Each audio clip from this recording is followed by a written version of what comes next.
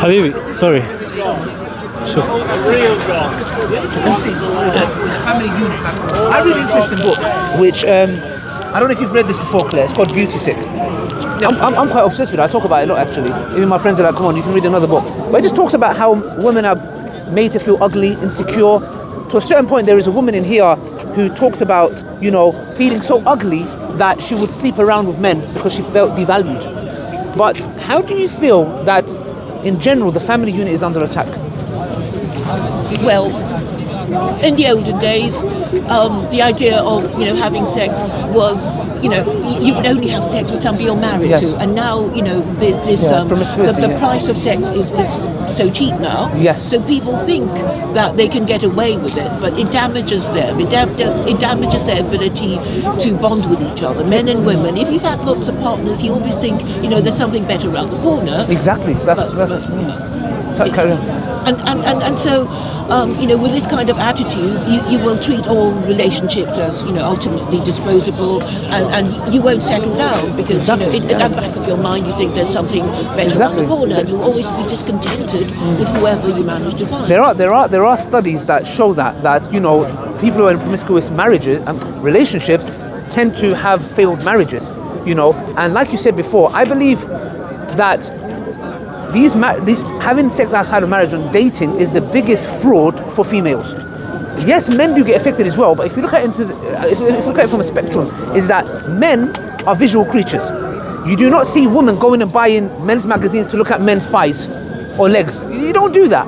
But men will do that. Like, for example, you have strip clubs, you have, for example, pornography, you do have magazines and all those kinds of. Men are visual creatures. That's why God Almighty tells us in the Quran that tell the believing men first to lower the gaze. And you know it, look, wow, that's actually very powerful. I'm telling you. So why lower the gaze?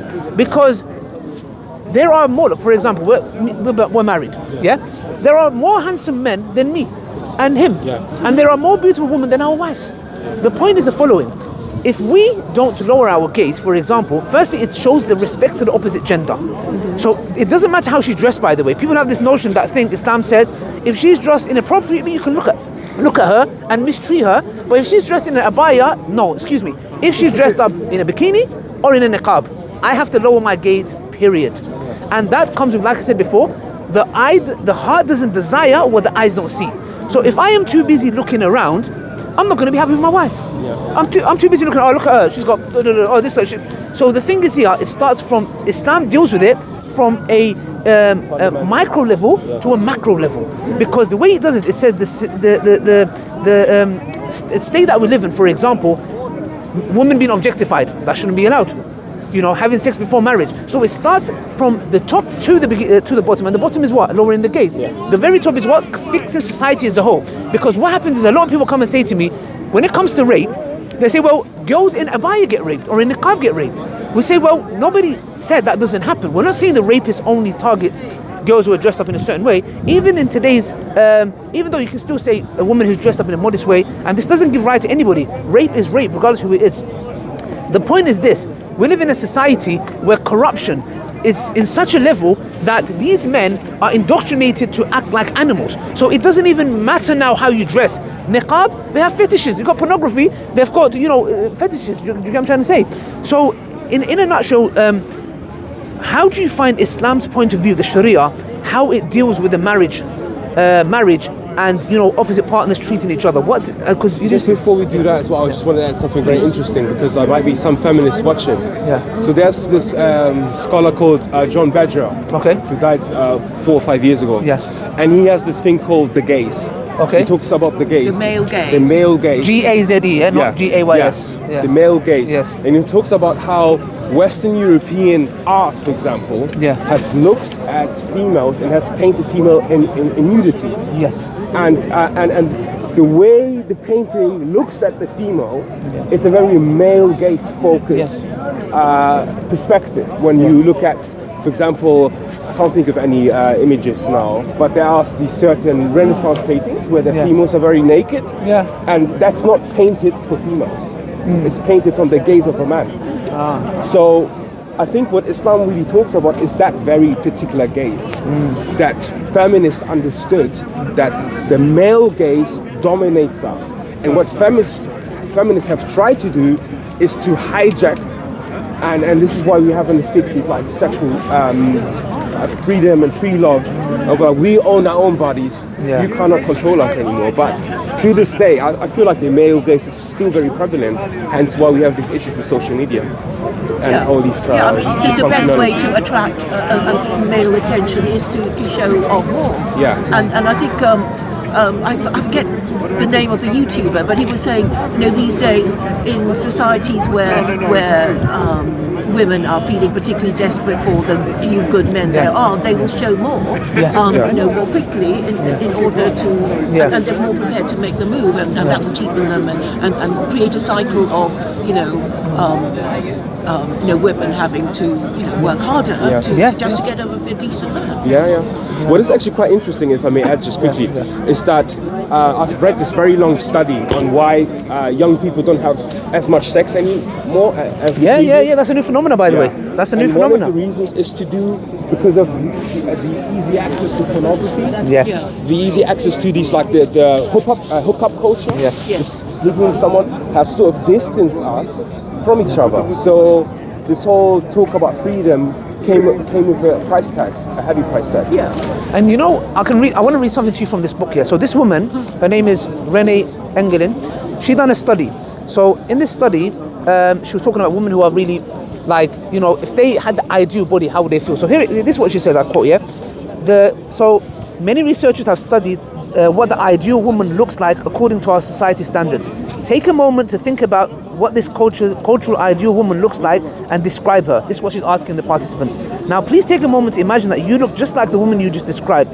Think about the ways in which you would believe your life would be different if you looked like this woman. How would that change? How would that change for you? This is what they said. The response was so upsetting that I considered stopping the study early. One young woman told us that if she could just be beautiful, she would finally be able to focus on her inner abilities and talent. Another said she might genuinely feel happy most of the time instead of just faking it.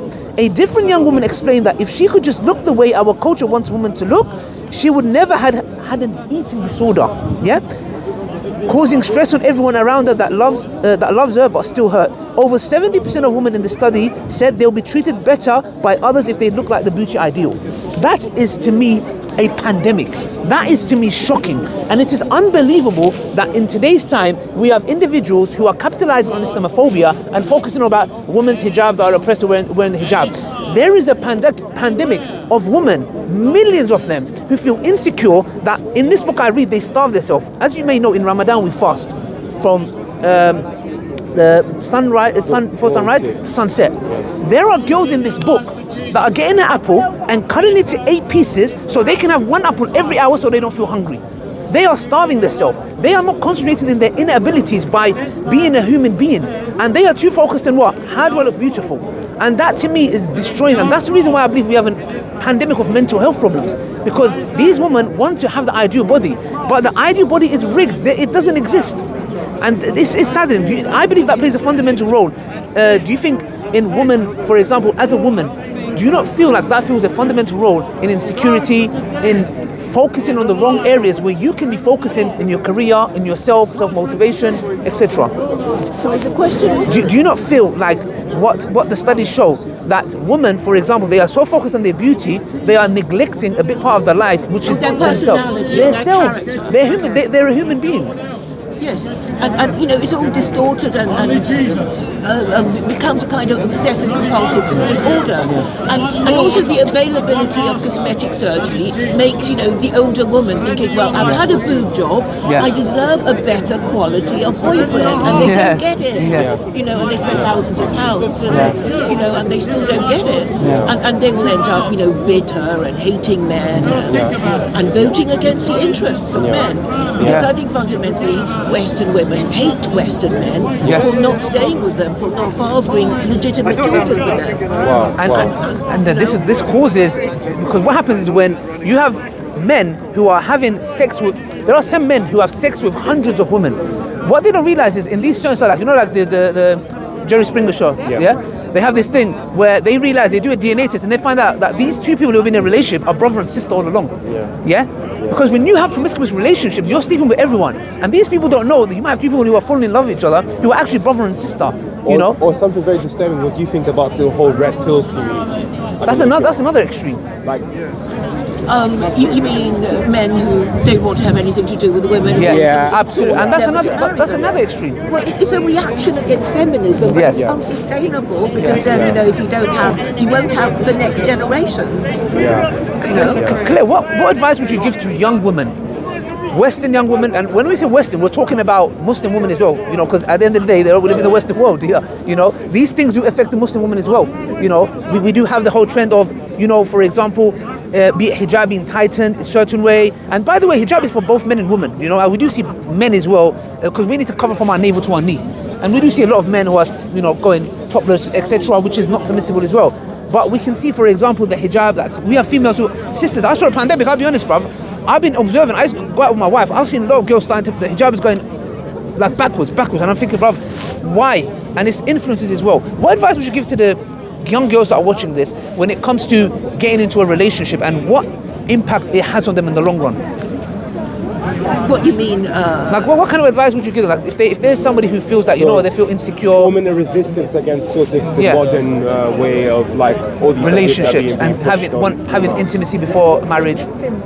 Well, the thing is, you know, you really don't know what to do anymore. The rules are so many, so confusing. It's like, well, in this situation, do this, that's it. And I think most people are confused. You know, relationship advice is, you know, for me, giving advice to a young person, they would say, well, the rules have changed. You know, what worked for you wouldn't work for us.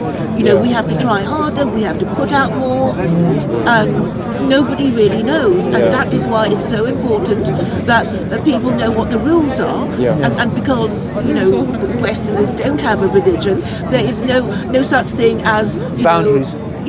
Expected, respectable behaviour, because everybody has a different view. Let me reformulate the question, because that's something you may be able to answer based upon the conversations I've heard you have.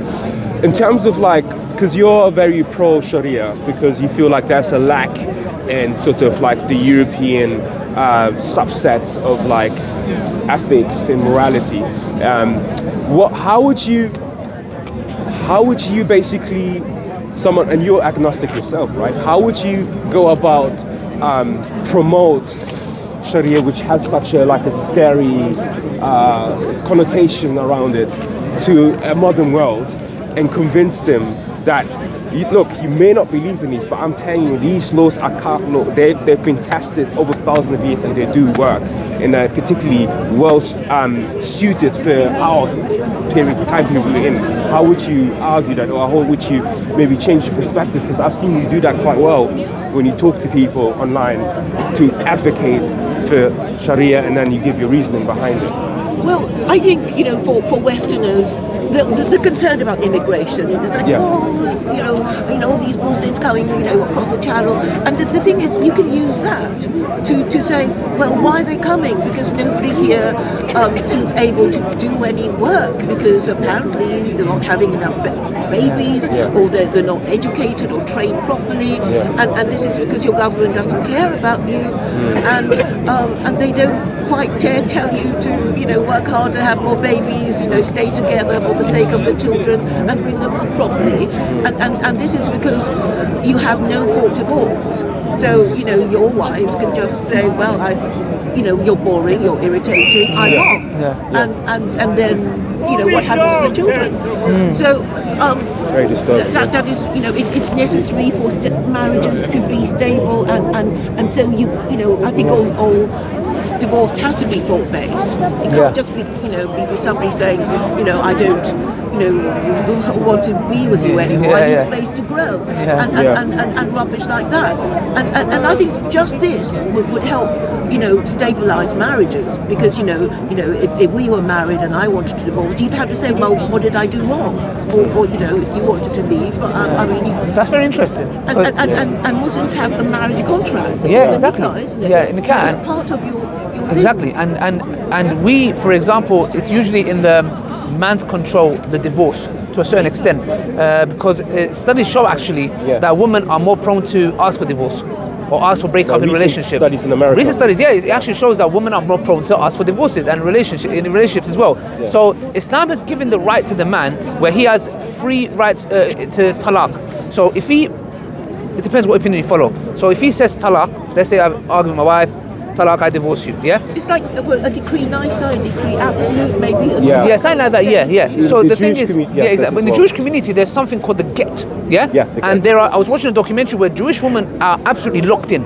They cannot get divorced unless the husband initiates it. In Islam, it's a bit different. In Islam, it says that the man has free chances in the context where he can use. So if he gives the first divorce, then they can she has an iddah period, which is 3 months, to reconcile. Reconcile can happen by, they had an argument, 1 month later, I don't know, she has to stay at the house, by the way, for example, if there's a child as well, and that if he initiates a kiss on the cheek, that means they are back together. Yeah? So then he has another chance, he's got 2 left.